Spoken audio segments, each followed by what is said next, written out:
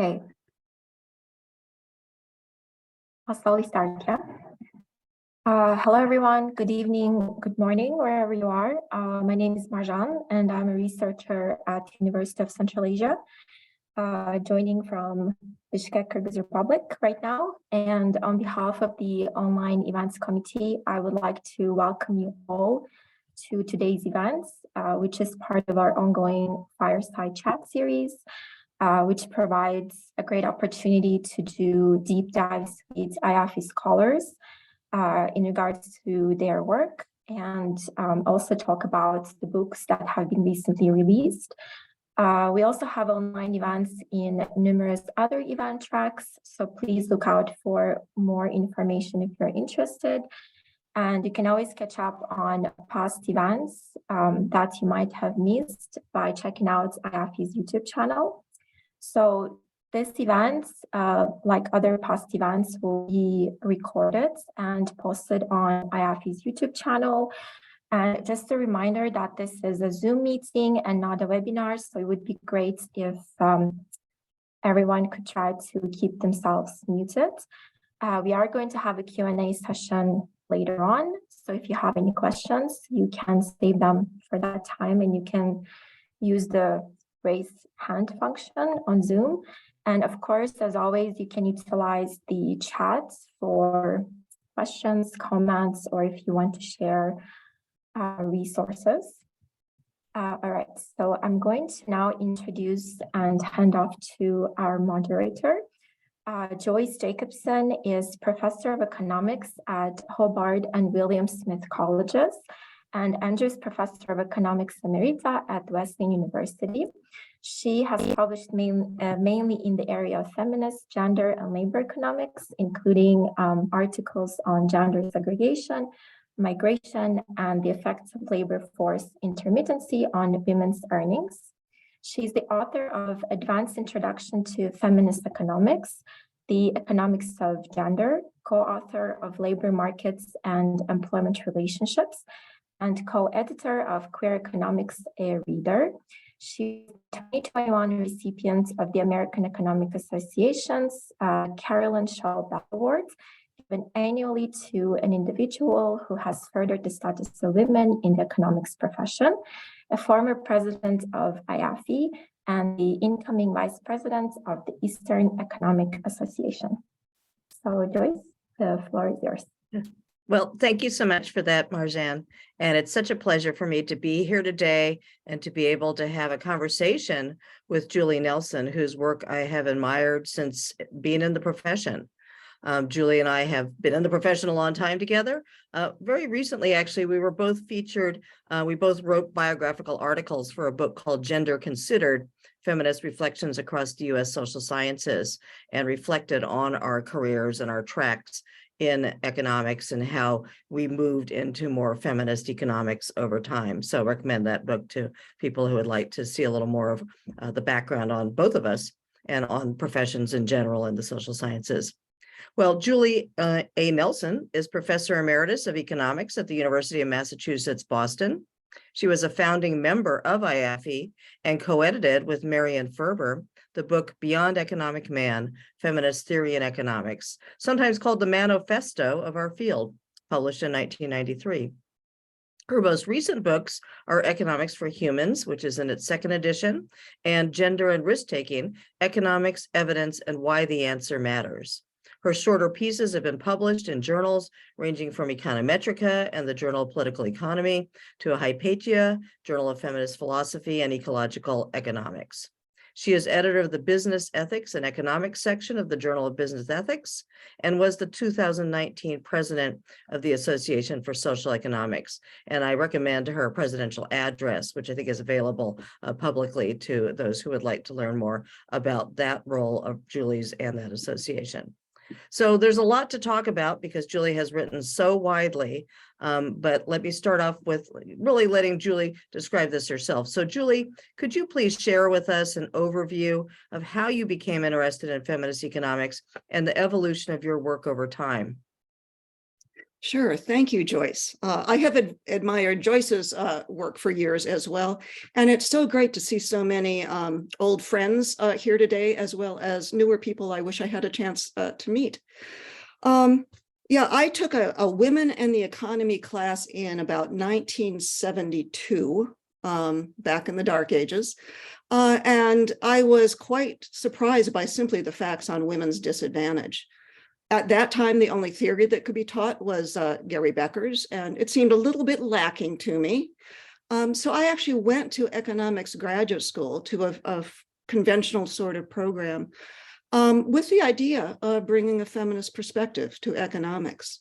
It had already been considered in fields like history and sociology, but I didn't know, there had been only, I could count on one hand the people who put feminist and economics in the same sentence. Back at that time. So I actually went into the field thinking about this. And then in the 1980s, there was a lot of research on biases in science and the other fields. And I realized that applies very well to economics. So I did a lot of the early writing on biases in the definition, model, and methods of economics. I'm really just playing with half a deck, only choosing masculine and deliberately pushing out anything associated with women. Then I went on and worked for a while, looking more specifically at the neglect of care activities and also their distortion and the refusal to see them in some areas of life. So I have a sequence of things talking about that. And then the last research project I undertook before I had to retire early due to health issues, which I haven't seen a lot of you at conferences lately, was being disturbed by a resurgence of stereotyping backed by so-called objective research, which was far from that. More resurgence of stereotyping of women in behavioral economics. So that's kind of the general arc of many years. That's why I have gray hair. That is a lot. Well, within that scope that you covered, Julie, your work, particularly on feminist economic methodology, was foundational. And as you've said yourself, sort of a manifesto for the field. What reflections can you share with us about your methodological work, including what you identify as the most key aspects of that work? Yeah. Well, the key insight, as I said, followed along a lot of other work on philosophy and history of science. If you think of the standard definition of economics, it's either about markets or rational mental choice. If you think about the basic models, they emphasize individuality, self-interest, reason, competition, these kinds of things. And of course, the standard methods are quantitative, formal, claim to be positive and objective, and try to be predictive. Behind a lot of modern economics is a metaphor of the economy as a machine that can be studied with Newtonian calculus, just the way that machinery was studied in early physics. The world is a lot more complicated than that. And I pointed out that this leaves out really half of social phenomena that affect humans, half of the assumptions you could make about human beings, and half of the useful methods that could be used. So markets and mental choice leaves out social life, including family and bodily experience, individuality, self-interest, that kind of thing, leaves out relatedness, other interest, emotion, cooperation. Also features, and again, not just of women, but of all human beings. Methods we've left out: qualitative, verbal, or intuitive, normative, what really should we be doing, and descriptive, and also analysis that deals with the unexpected rather than the mechanically predictable. So my goal was not to just flip from one side to another, but see if we could play with a fuller deck, look at all phenomena using all the possible assumptions and methods. And one of the important points of this is behind this myth that standard economics is objective, is the idea that a certain set of mathematical methods that were very helpful in Newtonian physics can also apply to a large, complex, changing, unpredictable economy. And you could just sit at your desk as an individual, and if you follow this set of procedures, you'll wind up with objective knowledge. That's rather silly. Lots of philosophy of science and just observation shows that creation of true knowledge requires a social experience, requires putting your ideas up against critiques of people who don't think like you. So a wider community of people of critique is absolutely necessary for a real knowledge creation. And rather than objective knowledge, another point of that is objective knowledge assumes that you really have a view from nowhere. There's some realm off out of human society from which you can observe everything and make impartial judgments. That's not true. We're all part of this economy, part of this society that we study, and we can't help but be influenced. Does that mean we can't be objective? Probably. Does that mean we can't create reliable and useful knowledge? Not at all. But we need to take into account that social nature of knowledge in doing that. So not only do we need to look into these other methods we've neglected, as Deirdre McCloskey pointed out long ago, we really just tell stories. Economists prefer to tell stories with math, but really whatever we're talking about, we're telling stories. We need to look at those stories, those assumptions better. And I have to say that the last part of my research, where I dipped back into the quantitative research to do some meta-analysis of behavioral economics, mirrors something else that has been discovered in the last 10 years or so by a number of economists about the social nature of knowledge, that our usual ways of doing econometrics, of looking for significant p-values, have in fact severely distorted our knowledge database when we look as a whole. Things that do not achieve statistical significance go in the file drawer, and statistical significance is often confused with substantive significance. So even when we're doing quantitative work, we still need to use our brains and think about what this really means rather than just what will get us published.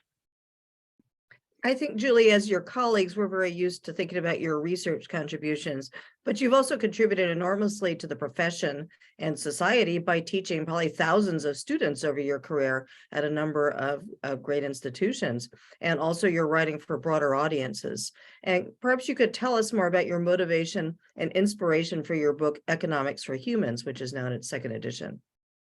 Yeah, I worked on a series of textbooks with Neva Goodwin and other people. I hope those are reaching some students. But I also wrote Economics for Humans I actually had to write 2 drafts. The first one still had far too much academese in it for what they call a crossover audience, an academic writing for a more popular audience. But the second time through, it was more like what I wanted, because I believe that, economics has not only been biased, within itself, but it has spread a lot of very dangerous beliefs. People have come to believe economists in their biases, and those biases then become performative and affect the way the world works. So in Economics for Humans, I wanted to talk about why we do economics. I think we do economics. Most people on the street would think it has something to do with livelihoods, how we get along, how we survive. And yet economists don't think about that very much. Poverty is a very specialized area. So how do we think about care in the sense of caring for each other, making a society, an economy in which people can not only live, but flourish? How does care relate to money? There are some people, including some people who feel that they are feminist, that feel it somehow demeans things like childcare or healthcare to pay it too much, or corrupts it by getting people in just for the money. I strongly argue against that. That goes back to this kind of money versus economy, male versus female part.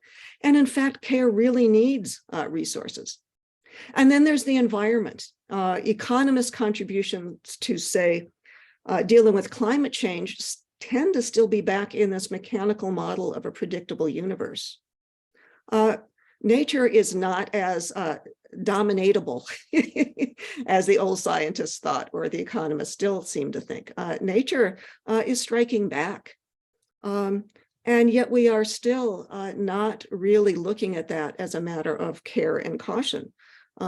Much more heroic, to go out there and invent new technology than to think that we might actually need to cut back and be cautious about things. Well, so yeah, look at and business, talking about the other side of care and money is many of my very good leftist friends have taken economists too seriously in the idea that capitalist firms are profit maximizers. That just defines who they are. They couldn't possibly help contribute to society. And that, I think, is just still part of that dualism. That's why I'm edit a section of a business ethics journal.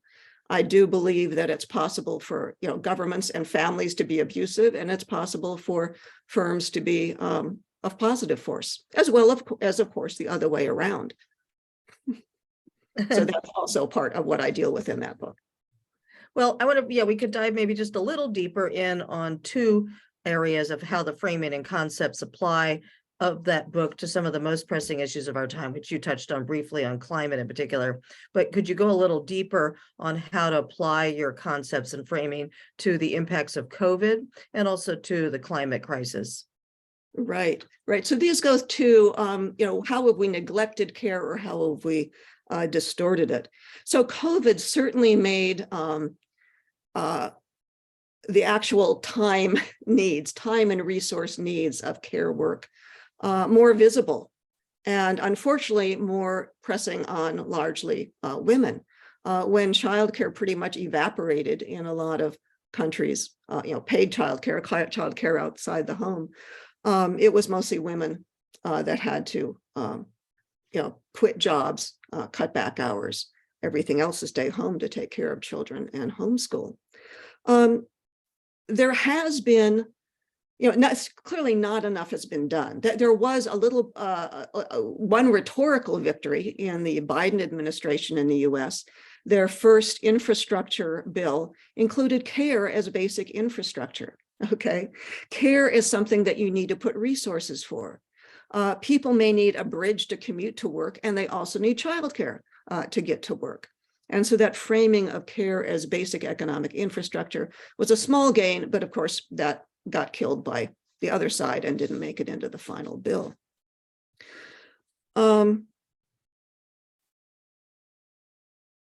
Yeah, that's the other part is I get pretty annoyed, I have to say, with people that buy into essentialism about women. Well, women are naturally more caring, so it makes sense that women do the childcare, and that and maybe the way to save the world from climate change is to get all the men out of there and get only women in there. I feel that again, that's playing with half a deck and buying into these old essentialist stereotypes. So I've tried to reclaim some images of care. Often the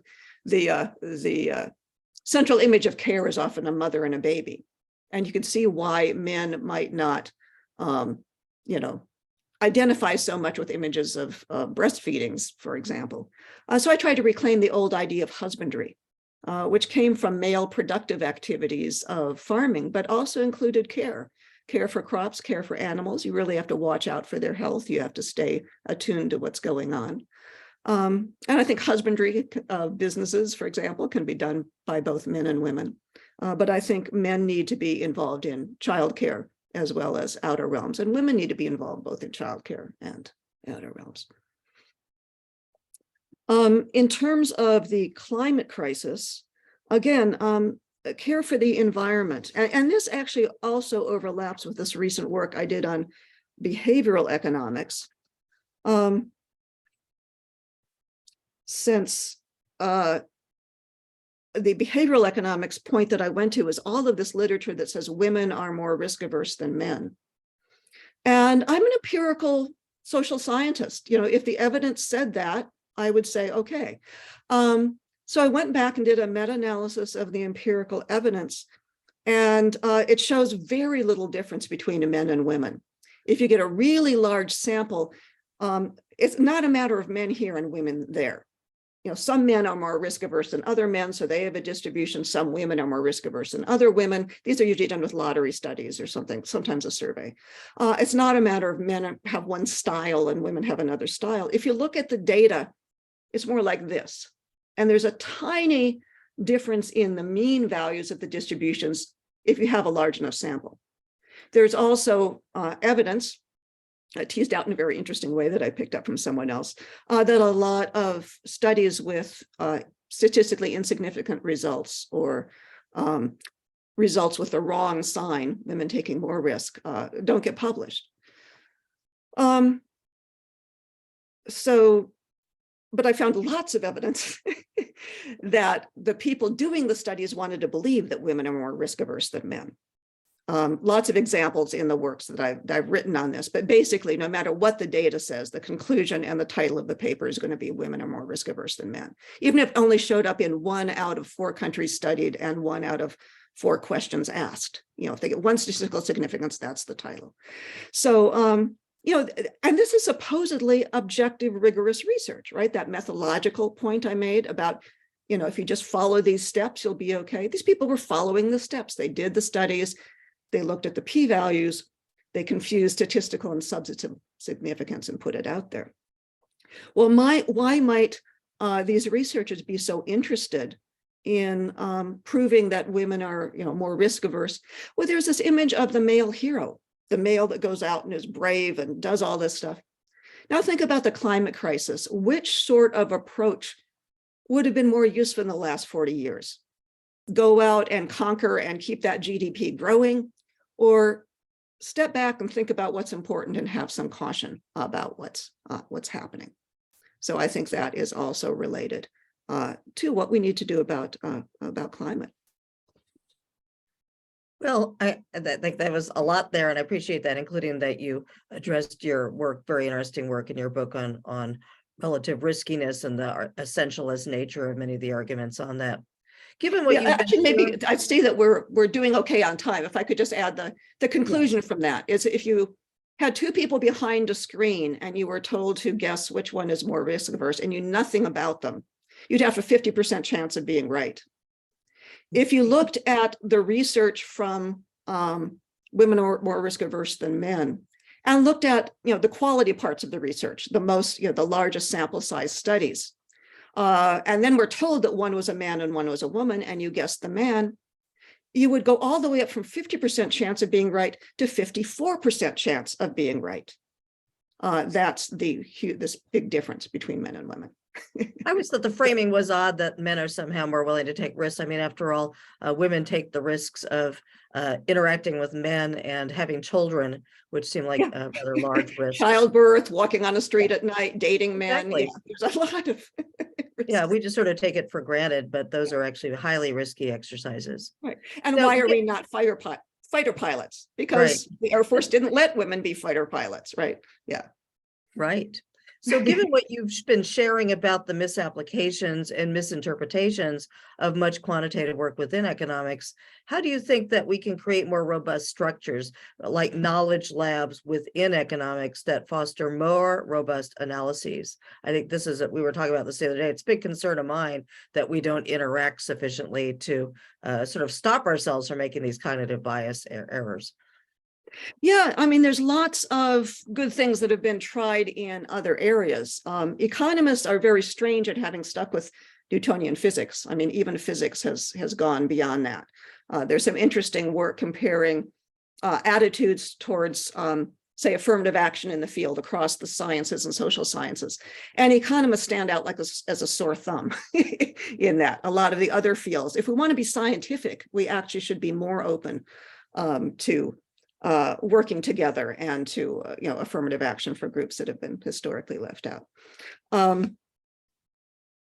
Anyway, there in the there's borrowing from Deirdre McCloskey's old work about a wider community of scholars. You need people with some different perspectives, not just people from your own group. And this is why diversity and inclusion is not just a let's make things a little fairer. It's also a requirement for knowledge. A bunch of tenured labor economists discussing unemployment I'm sorry, they're not going to really get it the way that they would if, some people, if they actually had more experience of it, or a bunch of men discussing women. There's that website about the all-male groups discussing women. You can upload a photo of all of these groups that do that. So that's just kind of the basic argument, a basic argument for diversity and inclusion. And then in terms of the p-value fallacy, which I don't want to go into in detail here, but many economists misunderstand p-value tests. They misunderstand what they mean, and they confuse it with substantive significance and all sorts of other things. And as I said, when you look not just at one study, but a body of literature, that it's publishable if it's statistically significant, biases the whole literature. There are some professions and some journals that are now requiring pre-registered studies. That is, the scientific method, when it works, actually says you make your hypothesis, you do your tests, you publish what it says. That's not how most economists work and how, or other, people for that matter. You make a hypothesis, you gather the data, the stuff doesn't come out the way you expected. Oh, there was something, there's noise in the data. We need to clean the data a little bit more, or we need to change our specification, or maybe we just need to look at a subset. Okay, so we kind of play around. Somebody said, if you torture the data long enough, it will confess, right?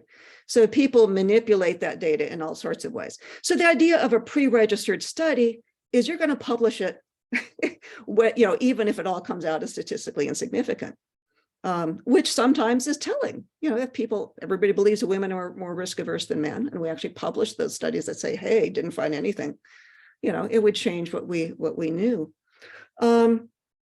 There's other, ways of doing robustness tests, more replication. This has been, I remember in the early 1980s when I was in graduate school, there were people saying we really need more replication in economics.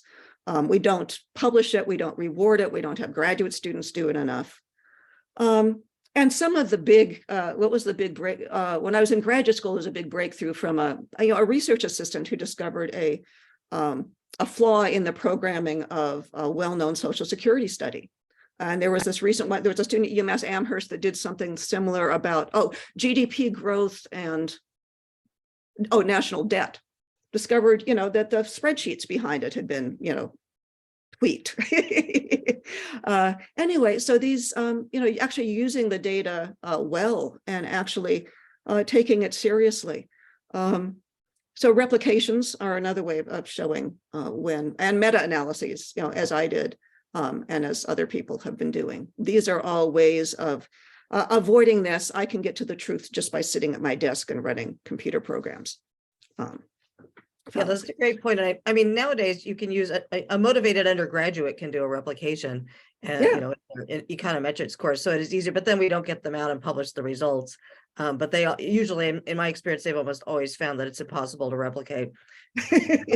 Unfortunately, yeah, there was a Journal of Money, Credit, and Banking study where they asked for people's data and tried to replicate, and it was sad. The results were.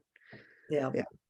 One last question before I open up to everyone, which is, I think many of us have put time in teaching principles courses, and you've certainly done that as well. And so one question is sort of how to move some of the insights we have at the post-principles level into principles, if they are really so important. Could you share with us a little more on your reflections for how to teach principles courses within economics that integrate some of these methodological critiques and insights? Yeah, it's trying to change a curriculum is a tricky thing, because a lot of people, no matter what their personal views are in economics, feel like they do have to prepare principles students for the next stages. So the books that I co-wrote, Neva Goodwin is the lead author in all of them, and they all have in context in the title. So there's micro, macro, essentials, principles, and a European slanted macro. All in context. And the idea here is we knew we had to teach the usual stuff, but it actually can make a big difference whether you teach the usual, mainstream neoclassical indifference curves and budget sets and, that kind of stuff as the way the world works, or as the way that some people have thought about how the world works. And so in our books, we did the latter and said, and, by the way, here's some interesting work on, why consumer debt, or educational debt is becoming so crushing, or, places where some of the assumptions of the standard models clearly don't fit as well, and we get better answers using something else. So it's not a matter of trying to argue with the neoclassical so much, because especially principal students, they're maybe 18, 19 years old. They're not quite ready for that, but saying, here's some tools and here's some other tools, and we need to see which tools are going to fit best. We also did another thing that's very basic to how we could include things in the book. It's usually said that there are three economic activities: production, distribution, and consumption. Chapter 1 in most books. We added one before those three: resource maintenance. How do you produce anything if you don't have machinery, if you don't have minerals, if you don't have oil, and if you don't have workers? So that allows this resource maintenance allows, well, where do workers come from? Well, they're brought up in families and they need education, and they need to not be, starved or, die of ill health before they get there. So a lot of those more human and family oriented concerns can be brought in as part of this economic infrastructure that is needed for that stage of production. So care for the environment and care for people fall in very naturally. In fact, when I taught from that book one semester, at the end of the semester, I told my students that a lot of other books leave out resource maintenance. They were like, what? How could they do that? And yet, I think the students were prepared to go on and take intermediate, micro or macro, whatever it was, if they needed to. Yeah, that's a good way to think about it. I like. And there's also for people who are assigned to use a particular book, the Economics in Context project, which you can Google. It's now housed at Boston College. Also has a set of what we call teaching modules that could be inserted into a course that has to use some, department assigned textbook. Great. Well, I'd like to open up the floor because I see a lot of people I do recognize the names of. I know many of you are good questioners. I'd just like to open the floor for the next 10 or 12 minutes to questions from our Zoom audience. So if you could either raise your hand or somehow signal so I can make sure I see you, because we've got also 3 pages of people here. I would love to get some questions from this august group of people that we have on this call with us.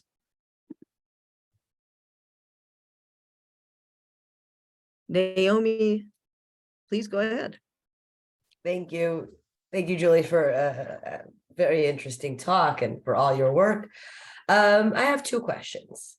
So one is, I've been struggling with talking to my students about, like, how would we alternate, like, I talked to them about the difference between what we pay a programmer who programs a gambling app, right, versus what we pay a childcare worker.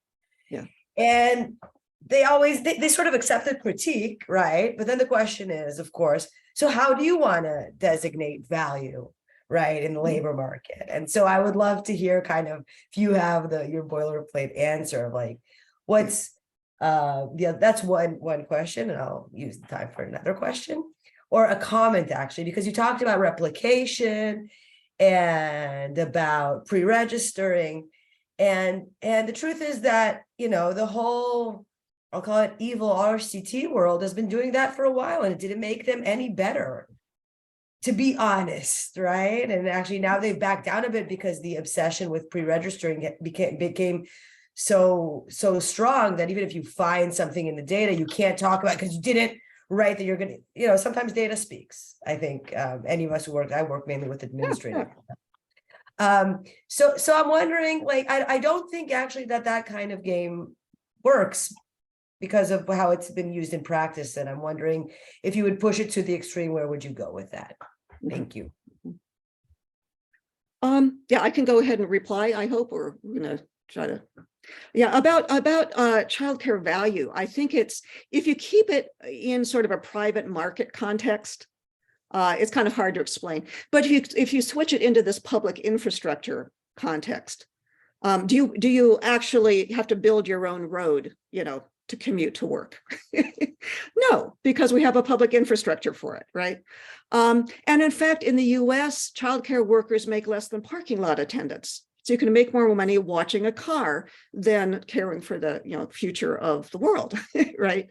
So taking it out of that, the privatized mode is one thing. Another thing I've often got when talking about childcare is some usually male in the room will say, well, I kind of liked, babysitting my niece for an hour, right?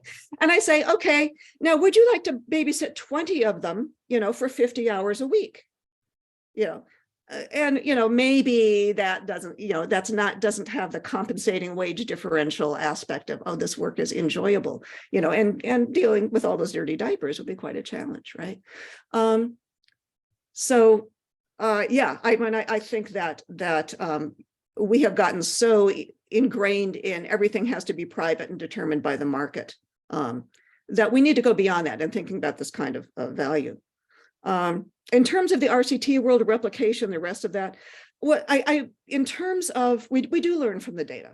Okay, I should say that in terms of the replications and the registered studies are about, if you want the data to simply reflect on truth or non-truth of a hypothesis. So it's a different thing from data exploration, right? And economists have stayed so narrowly focused on this objective knowledge proof that if you're going to keep focused on that, okay, you at least should do it right, not with all this fiddling around. But the bigger issue there is, are we allowed to think? Are we allowed to explore the world with an open mind? And are we allowed to learn from, whatever comes up? And in that sense, we do need to broaden out. We do need to, the RCTs never really, they don't seem to really start with what the people want. They don't seem to really talk to people about things, right? And this is where using all of the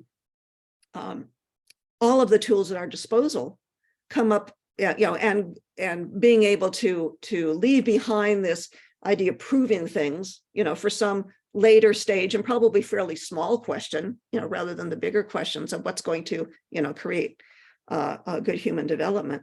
Fit it into that larger framework of, you just can't forget to think, okay, folks. So. Fair enough. I just want to mention also, because I had to actually look it up, that RCT stands for randomized controlled trial. Trials, right. Make sure everybody understands that. Noelia asked a very helpful question in the chat, which is just to make sure we have the link for the economics and context books. And then Gunselli very helpfully dropped the link in. We've also gotten another question in the chat from Annie, which says, do you see that feminist economics could be taught alongside mainstream economics in schools? I see in Finland that it's a struggle to have feminist economics to be taken seriously. Do you know if your books are taught in schools around the world? Not as much as I would like. Okay, there are, the in context books have been staying in print, so somebody is using them. But it is a big, well-entrenched edifice out there, and powerful. Some of the mainstream textbooks have made their authors rich. The in context publishers are not made rich off of this. It is, I like to think of, the feminist critique showing a lot of the weak parts in economics. And the feminist critique shows what playing with a fuller deck would look like.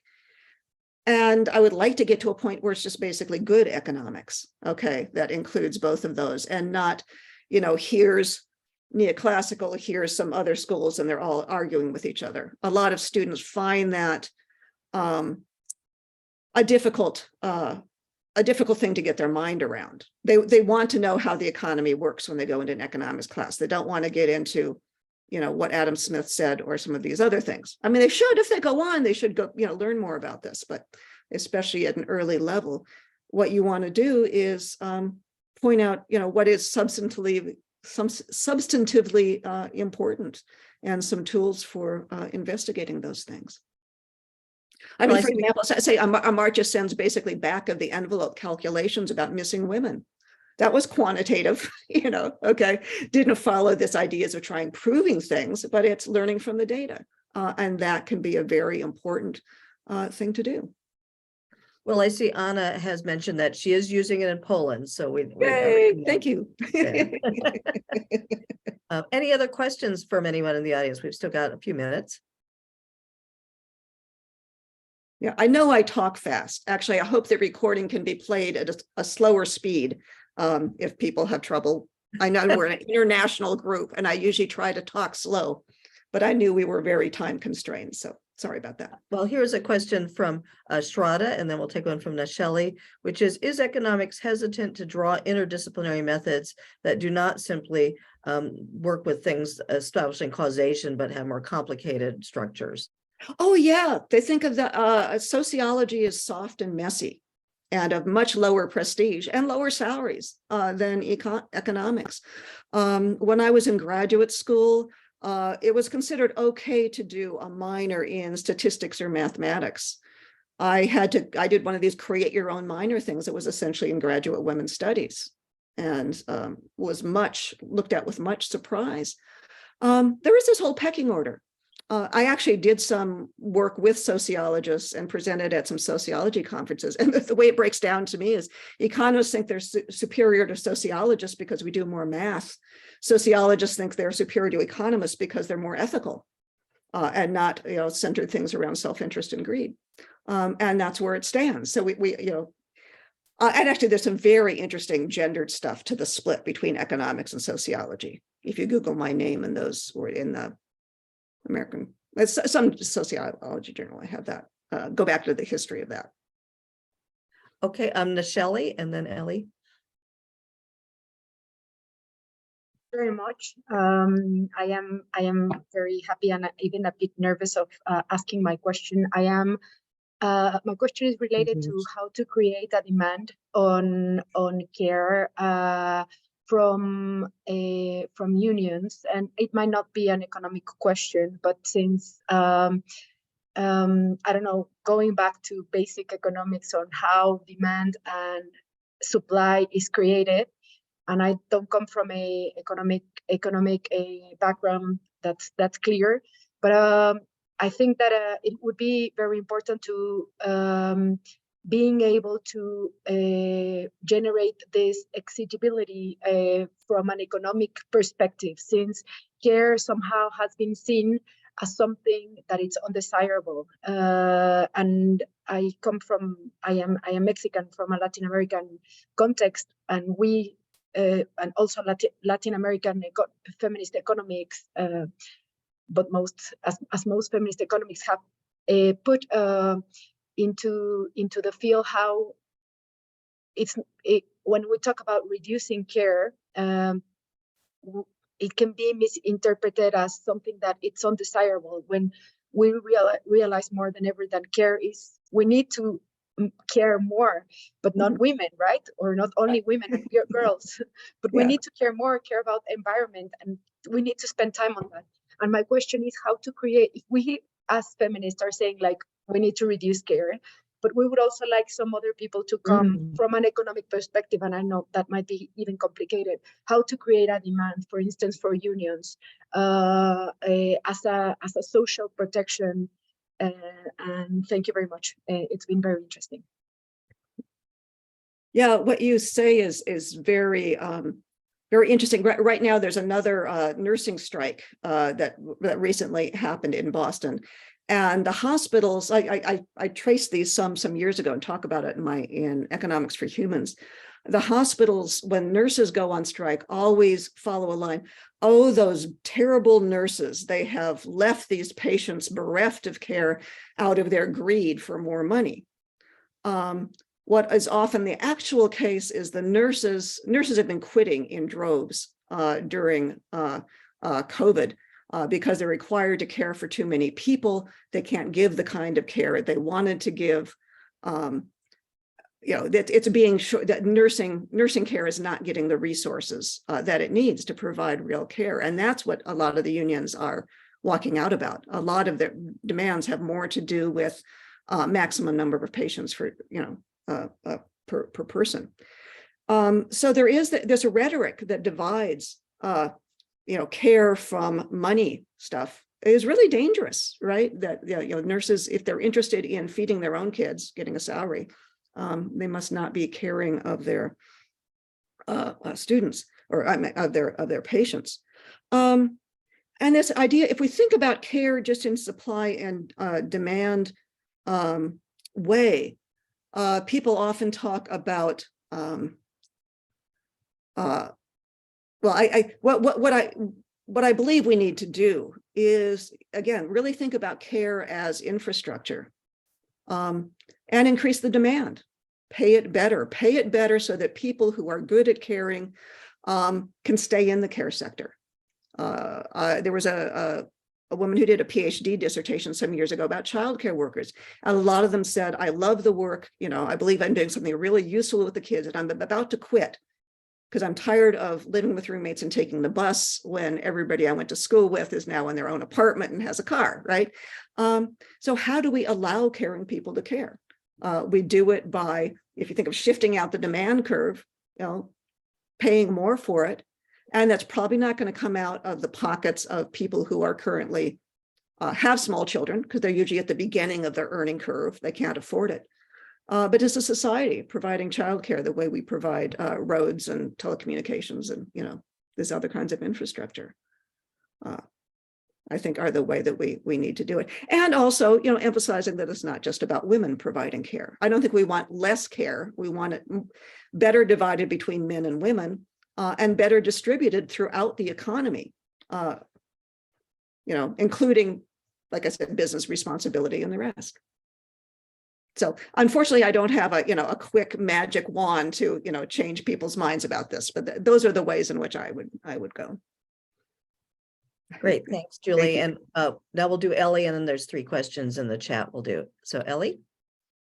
Julie, it's so nice to hear you speak about your work, and I love thinking about these approaches to things, and especially your work on husbandry, which is, as I see it, creating a space where men can reclaim their caring natures, right, or caring abilities. I just wanted to invite you to speak a little bit more about climate change, and maybe, there is a lot of empirical evidence about how women do tend to prioritize the environment more highly in the way they vote and the way they spend money. And so there are gender differences also in leadership and environmental activism. How can we create a diverse, that means including men, re-emphasis and a strengthened approach to dealing with the climate crisis? Thank you, Ellie. It's good to see you too. Yeah, I think the subtle point here is whether what we observe women, and it's always distributional. We know there's a lot of Republican women voters, whatever. But there can be differences, in averages. But a really interesting question there that we often forget is, to what extent are different behaviors, different meaning, different at the mean kind of thing, between men and women, things that men and women naturally bring with them, and how much is a product of socialization and culture, and the social dynamics of groups that make decisions. Okay, so you have an all-male group making decisions, and you bring in some women. There's a whole bunch of literature there about, do more women on boards make a difference, blah, blah, blah, blah, blah, blah. And I don't find that a particularly interesting question. If they do make a difference, I suspect it's more because they've broken up maybe a locker room kind of all the guys macho atmosphere, than because they have brought in more nurturing, caring kinds of things. So we need to pay attention to, what sort of socialization and cultural influences people are bringing in. One of the really interesting things that has come up in the literature on environmental risk, I corresponded with a psychologist, I think, who was working on this. And he actually calls the differences in risk it's actually more about risk perception than risk aversion. You know, are you afraid of PCBs, and are you, you know, concerned about climate change and the rest? There are gender differences that show up in that, but not only gender differences, also racial differences. In fact, there's what he calls the white male effect. Basically, it's everybody else has this distribution, and white males are the group that is very much offset from everybody else. Well, what is there in white males that might account for this? It could be that white males are just naturally reckless and whatever, or it could be that white males have been in control. And like they like that illusion of control, and they feel like it's masculine to carry forth this charge ahead control mentality. And so the culture has made men who are less open to understanding dangers. I wrote one piece, it's on the reading list that will be distributed, about it actually goes back into myth. There's kind of this myth of the hero that goes out there. Nicholas Tassim Taleb, in his book, The Black Swan, talks about the wisdom of grandmothers, you know, been around through a few floods and a few droughts, and know that you better, you know, prepare with some sandbags, even if the flood doesn't come, right? Well, the economist or the big risk taker says, why waste your time with those sandbags? Look, a flood didn't happen. We're fine. You know, we should go on and venture forth and new things. And he says, no, we really need to pay attention to this wisdom of the grandmothers as well. So we need to be both brave and careful rather than reckless and actually I was going to say stuck in the mud, but that doesn't fit with the flood. I mean, that fits wrongly with the flood metaphor. In the sort of anti-women mythology, the careful wise old grandmother is a crone who hides away in her forest and practices black magic or something like that. You know, clearly not a modern thinking person. So carefulness and bravery are both required. Julie, I'm going to ask you to answer offline 3 of the 4 questions in the chat, the ones by Dita, Alma, and Anil. But I do want to pose Gunsuli's question to you because it's a kind of a good closing question, where Gunsuli says, everyone is doing gender economics these days.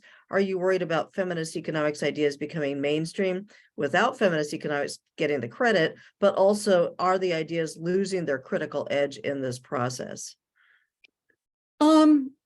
I would say that, you know, from I am both very encouraged by the number of people who've come into feminist economics and the places where it has made inroads, places where it has made inroads into policy. It seems like particularly in development policy, people have clued in to a greater extent than elsewhere. But I am also disappointed that the overall more deep-seated kinds of methodological, definitional critiques seem to be perhaps being forgotten. That is, a lot of the publishing in feminist economics uses those same techniques, uses a lot of the same assumptions. I mean, we used to talk about add women and stir as being a research method that brings in women but really doesn't change anything else. So we just add women to the same old stuff. And I do think that while some degree of, you know, publication is necessary for women to advance and stay in the profession, that we may have gone a little bit overboard on becoming acceptable rather than becoming revolutionary. That's always a problem. That's always a problem. It is. And you have, I do want to say, I actually checked your listing on Google Scholar in preparation for this, and you have had a, you know, measured by traditional measures of scholarly impact, had an enormous impact. You have an H index of 43, and your one work on feminism, objectivity, economics has been cited over 1,200 times. Oh, really? So that somebody's out there reading it. So as we close out this session, which has been full of reflection on your work, what impact and effect do you think your work has had? I would say that you know, I do not undervalue at all the work that some other people have done on very policy related, very specific things. I value that a lot. I didn't work in it because very much because I don't feel like that's my strength. What I've hoped to do is change people's thinking. Think about economics as being about survival and flourishing rather than about markets and rational choice. Think about what we want to get from good methodology is knowledge that serves that. And then good methodology includes careful inquiry and openness to new evidence evaluation by larger communities, not just using the latest econometric technique sitting at your desk. So to the extent I've been able to open people's minds to that, I haven't been a total waste of time.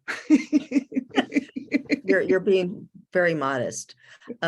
Well, it's been really just very enjoyable and also informative to be able to have this conversation with you today. And I appreciate that so many other people joined us in this event. And thanks to IAFFE also for starting to really take seriously how we can create this archive of such conversations, which I think particularly for people like yourself, Julie, who are founding members of IAFFE, it's important to preserve this knowledge in the form of these interviews. And I appreciate that. So thank you so much for letting me participate. Let me kick this back over to Marzanne for closing remarks. Thank you, Julie and Joyce, and everyone who's joined us today. We will be sending some of the recommended materials from Julie based on today's session via email, including the recording, so please look out for that. I would also like to remind everyone to look out for our upcoming online events, including the next event in our Feminist Economics for Global Reproductive Justice series. It's going to take place next week, February 8th on Wednesday, between 9 and 10:30 a.m. Eastern Standard Time.